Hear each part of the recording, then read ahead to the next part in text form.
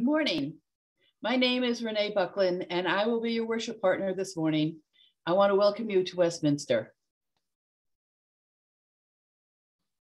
The chalice is a symbol of our faith, and our chalice lighting marks the beginning of our worship service. I will light mine and share our reading, and then I invite you to light yours if you have one. If you like, you can use the chat to post the name of the street where the chalice was lit.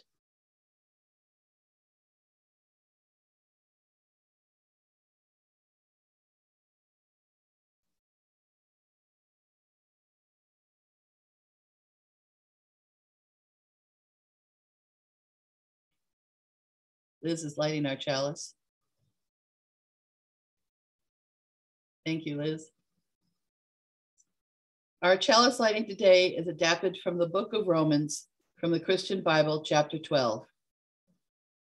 May we not be conformed to this world, but be transformed by the renewing of our minds.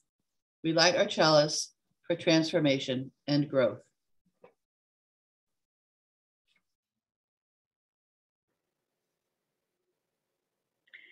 Good morning.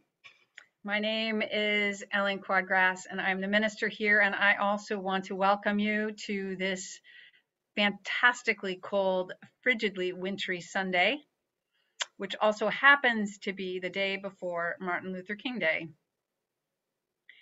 King preached in his I Have a Dream speech that someday all will be free. Today, we ask the question, what does that freedom look like today? How do we move in that direction? And how do each of our unique, personal, individual paths intersect with Dr. King's big and beautiful dream? I invite us to lean deeper into worship with these opening words by Andrea Hawkins Kemper. May we see all as it is, and may we be the ones to make it as it should be. For if not us, who? If not now, when? This is answering the cry of justice with the work of peace. This is redeeming the pain of history with the grace of wisdom. This is the work we are called to do, and this is the call we answer now. To be the barrier when needed and the bridge when called for. To be the living embodiment of our principles. To be about the work of building King's beloved community. To be a people of intention and a people of conscience. Let us join in our opening hymn, We Would Be One.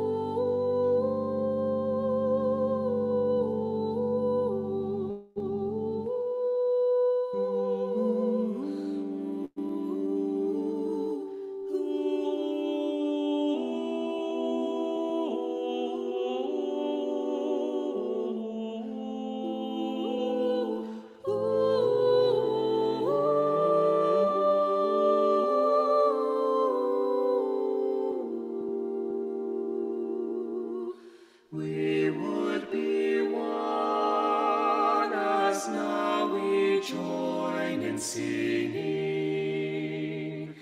our hymn of love to pledge ourselves anew to that high cause of greater understanding of who we are and what in us is true. We would be one in living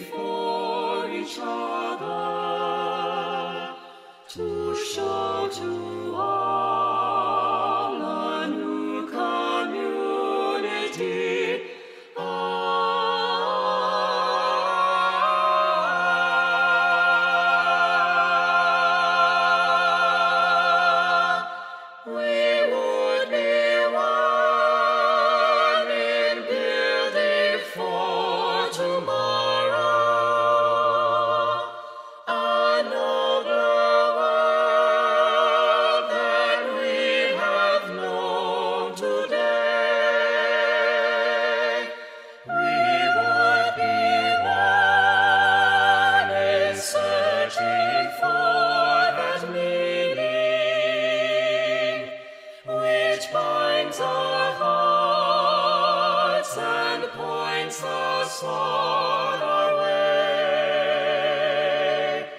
As one we pledge ourselves to greater service, with love and justice strive to make us free. Oh, make us free.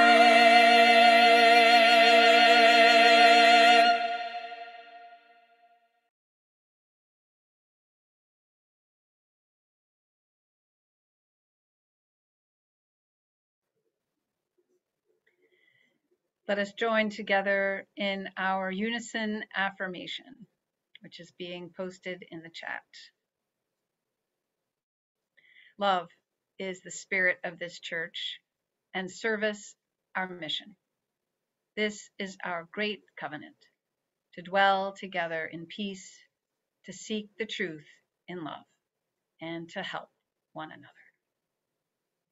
Let us join together in a spirit of prayer or meditation.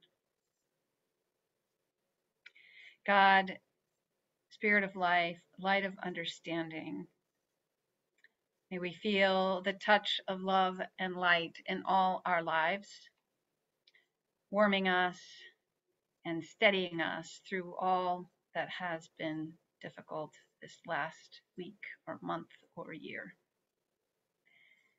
May we also see the light of greater truth and the higher call of love that unsettles us when we need to be unsettled.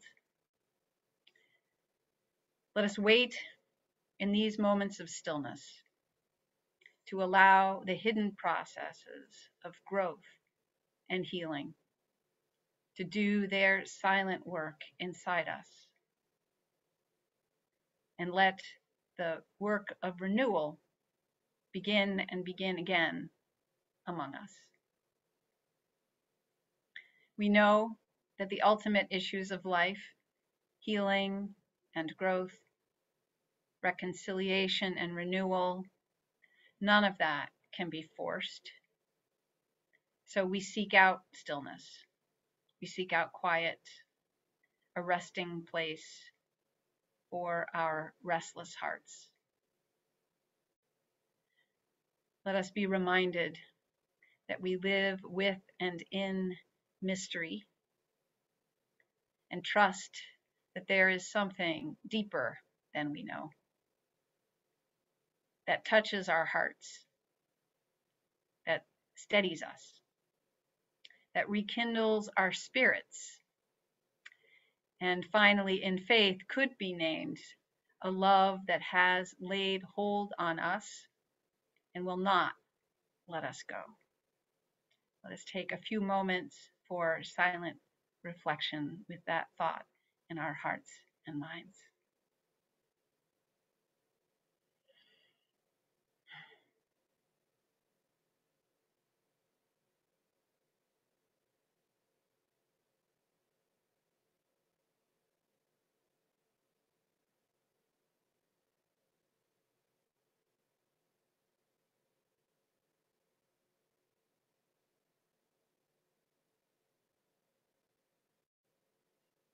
Amen. Let us join in singing or taking in our song and response, Return Again.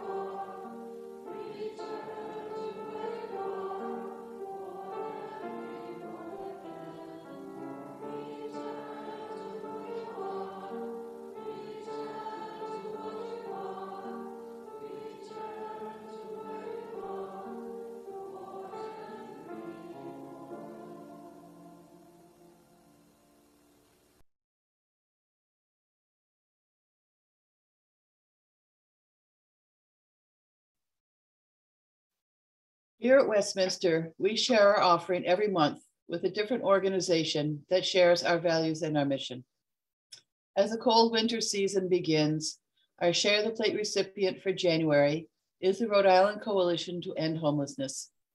They are a statewide nonprofit pursuing comprehensive and cooperative solutions to end homelessness. Coalition programs and activities include homeless management information system administration, coordinated placement, barrier busting, homeless legal clinic research, training, and policy analysis and advocacy at the local, state, and federal levels.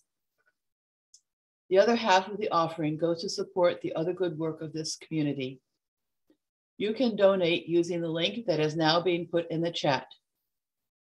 If you wish to send a separate check, their address is 1070 Main Street, Suite 304, Pawtucket, Rhode Island, 02860.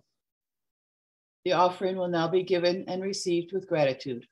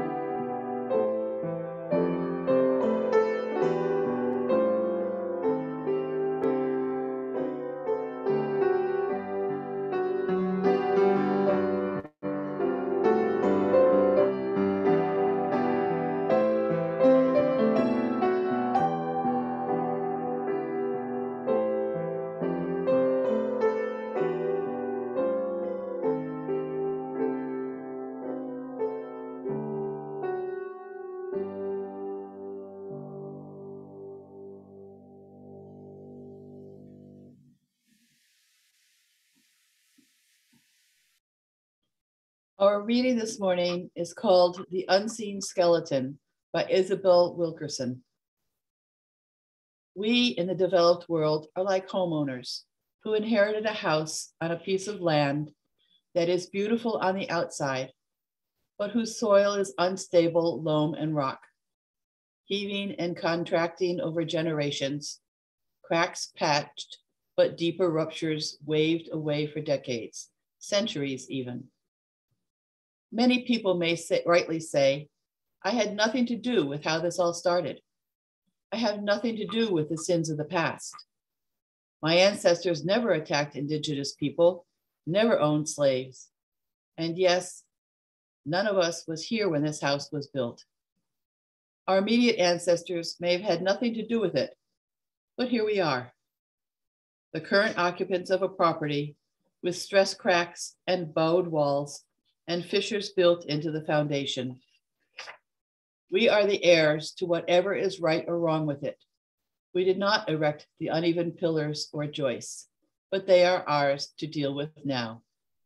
And any further deterioration is, in fact, on our hands.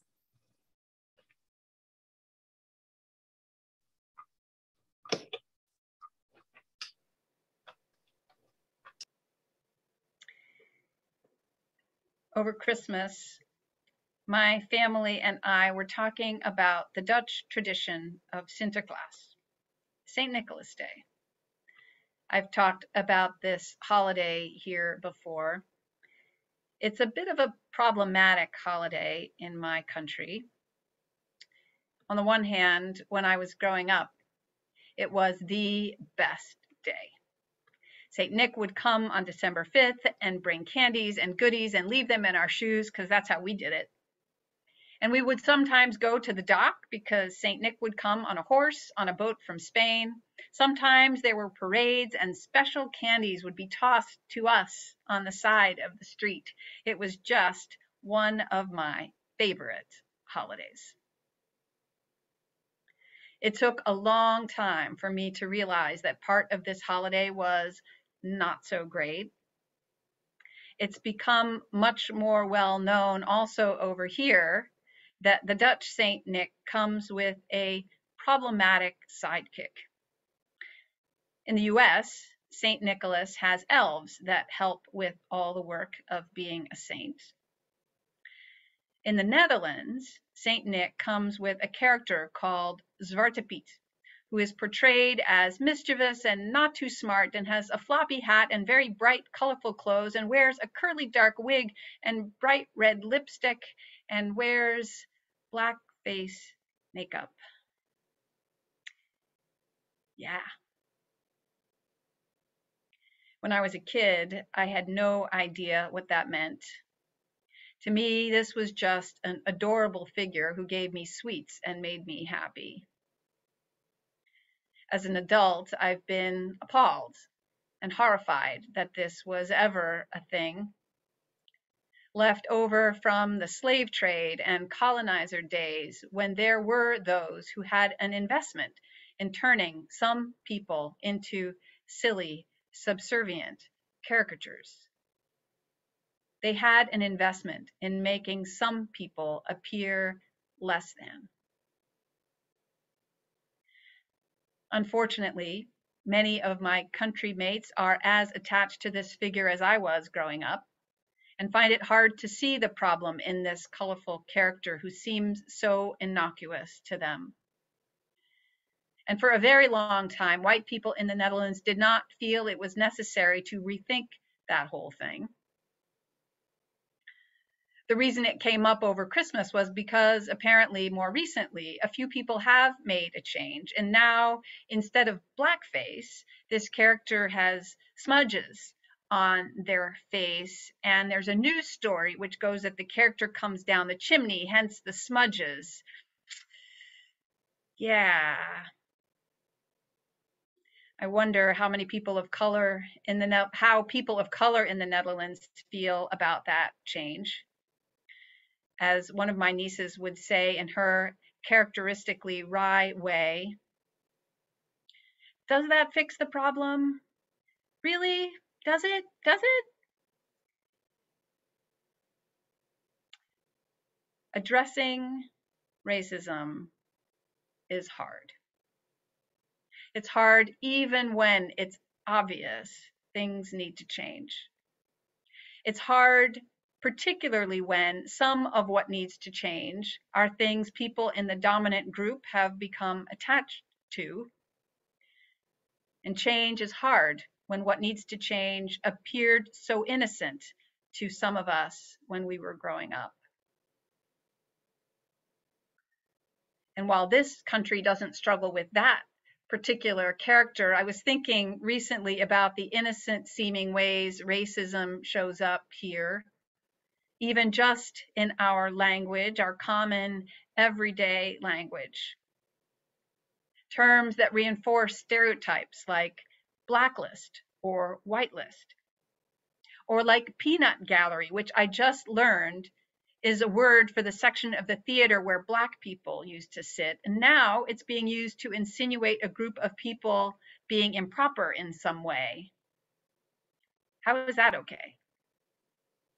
And frankly, there's the term master bedroom of a house, which also hadn't occurred to me. And the article I read said it's unclear whether the term is in fact rooted in plantation slavery, but how could it not evoke that history for someone with African American heritage? The after effects of racism are everywhere. Those of us who are white aren't even always aware of it. And much as white people in this country or my Dutch homeland may not, quote, feel it, people of color do. The wounds have not healed. They have not yet healed. In her best-selling book, Caste, Elizabeth Wilkerson makes that point, that the wounds of racism in this country haven't yet healed. Well, that's not exactly new, but what was new for me is her lifting up a country where wounds have healed, or if not healed, where they have at least been treated. In Germany, she writes, things are different. School children are taught. Monuments have been erected. Solemnity is pervasive. The fire has been doused publicly, thoroughly, expansively. I know this. I feel it in my bones. And while, sure, there are always little enclaves of people doing this or that, everything I know about the Germany of today as a country is one in which it is clear Nazism and everything it stood for has been publicly rejected. And that is not the case with racism over here. Now, you may be wondering, wait a minute, Nazism and racism are not the same. Why are you making this comparison? Why is she making this comparison? Wilkerson has said she sometimes gets criticized for drawing any kind of parallel between this country's racism and Nazism in Germany. I've heard that too. It's inflammatory, I've heard. It's manipulative. But she notes in her book, she was not the first to make the connection. What she was doing was following the trail from the white supremacist movement in this country itself, from the Proud Boys and others marching in Charlottesville, wearing Nazi insignia, using Nazi-like salutes. They were making the connection themselves. As she followed that trail, she learned some things, like that Hitler and other Nazi leaders studied American eugenicists, that they learned about segregation from the example set in the Jim Crow United States, that their anti-intermarriage laws were modeled after those written here. They learned about discrimination and how to move a whole group of people to reject and oppress another group. They learned a great deal from teachers in the United States. I know. It's awful. And here's the other part that weighs on my heart. A piece I did not know myself until I entered seminary. A piece that I believe is not well known, and you will understand why, which is that some of our forebears, some of our own Unitarian Universalist forebears were proponents of eugenics. I know. They believed it was all part of onward and upward, better and better. This happened not long after Darwin introduced his theory of evolution, and as UU historian Mark Harris writes, some saw it as a type of evolutionary optimism. They thought they were describing a wave toward a utopian future.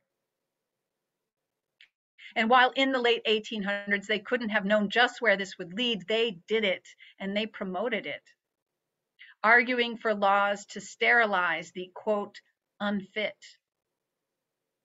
arguing against war not because it was wrong, but because it caused society to lose its most, quote, fit members. And yes, they argued against racial intermarriage. Unitarian Universalists argued against it. They promoted eugenics. Were they aware of the implications? I don't know, probably not fully, but there, it still happened.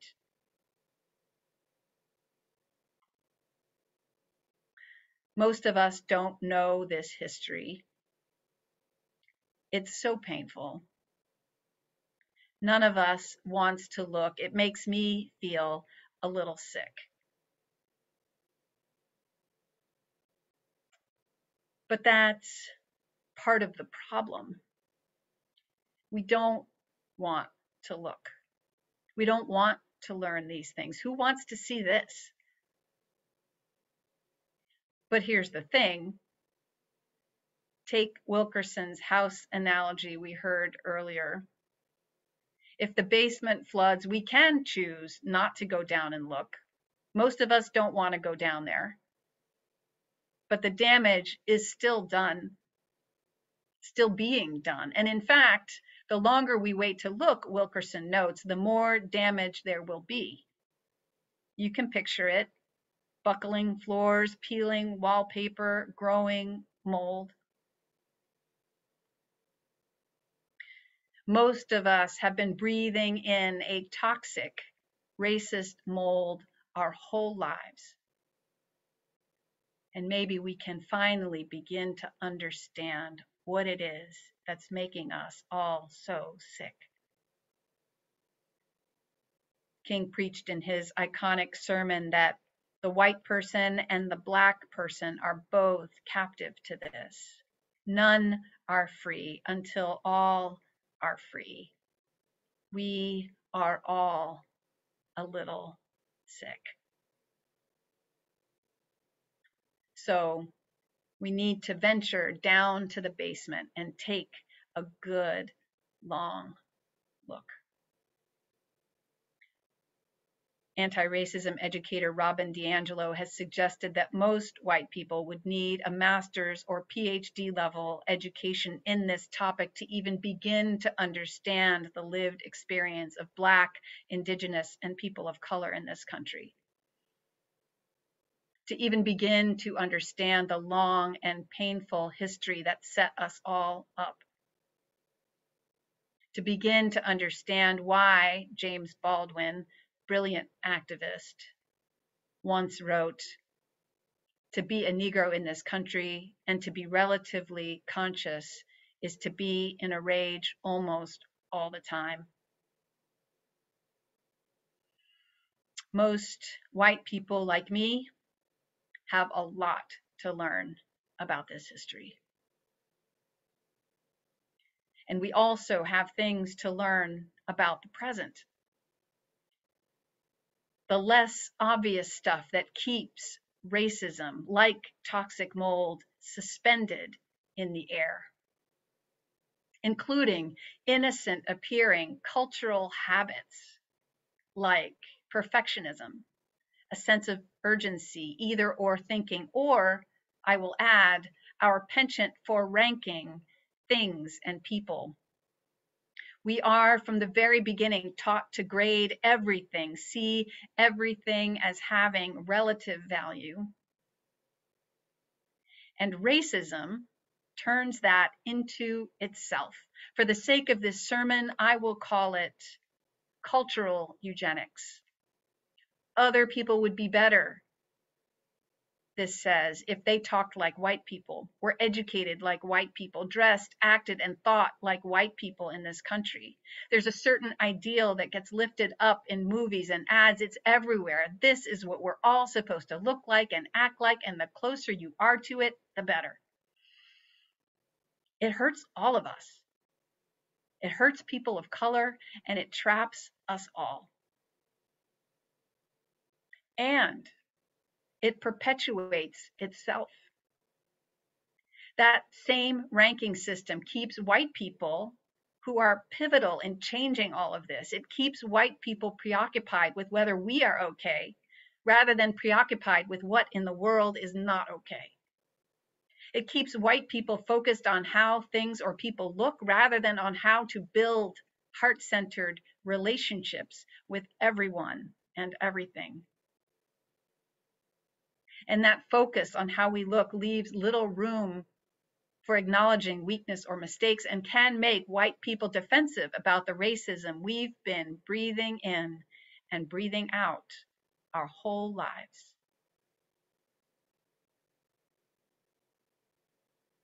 Addressing racism is hard,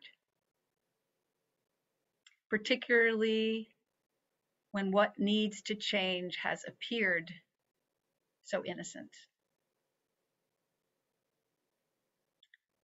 So that's the bad news. But there is good news.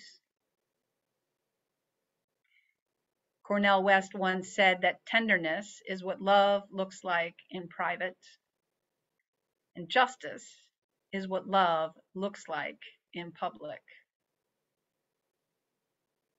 The good news is that we get to be tender with ourselves and others as we face challenging truths, and as white people in particular face our own often unaware complicity. And we all get to be brave as we act for justice in public. The good news is that every time any one of us, particularly those in the dominant group, notices our complicity, we begin to free ourselves from it. Every time a white person notices our own complacency, notices that we're feeling too busy or just trying to be okay ourselves, and instead carve out the time to do something, to learn something, to act against racism in some way. Every time we do that, we loosen a tightness in ourselves and make a little more room for others. Every time we act for justice, we signal to ourselves and others that we too are bigger than the lies we were told about who we are and how deeply caring and connected we all get to be.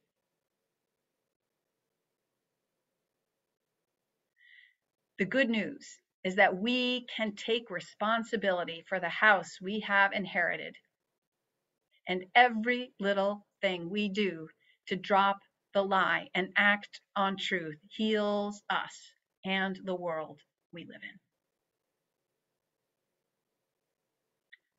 May we hear the call. May we bring tenderness and courage to the journey, and together head toward a justice that just might result in real, deep, lasting freedom for all.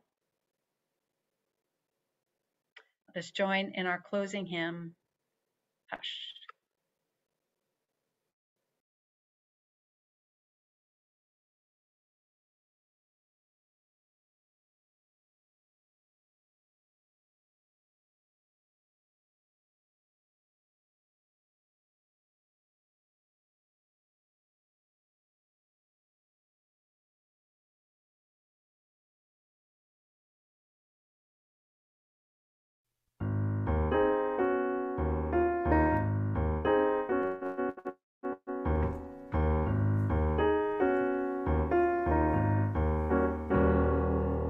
Hush,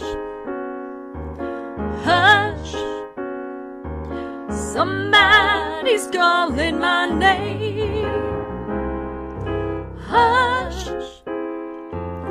hush, somebody's calling my name. Hush, hush, somebody's calling my name. Oh my Lord, what shall I do?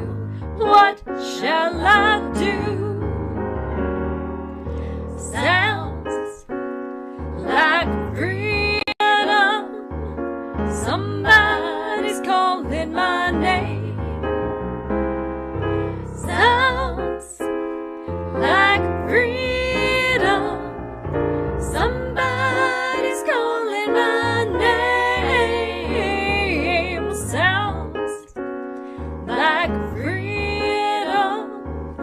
Somebody's calling my name. Oh my Lord, what shall I do? What shall I do? Sounds like justice. Somebody's calling my name. Sounds like justice. Somebody's calling my name. Sounds like justice. Somebody's calling my name. Oh my Lord,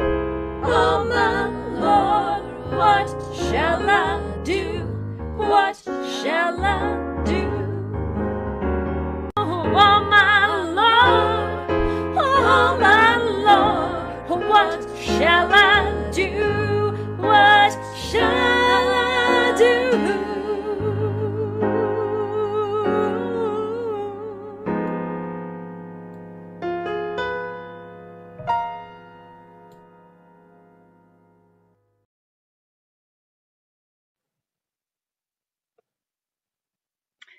Our closing words are by Reverend Joseph M. Cherry.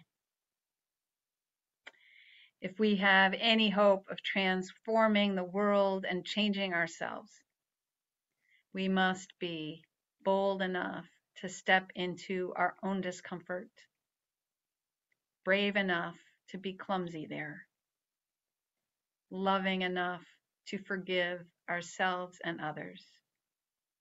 May we, as a people of faith, be granted the strength to be so bold, so brave, and so loving.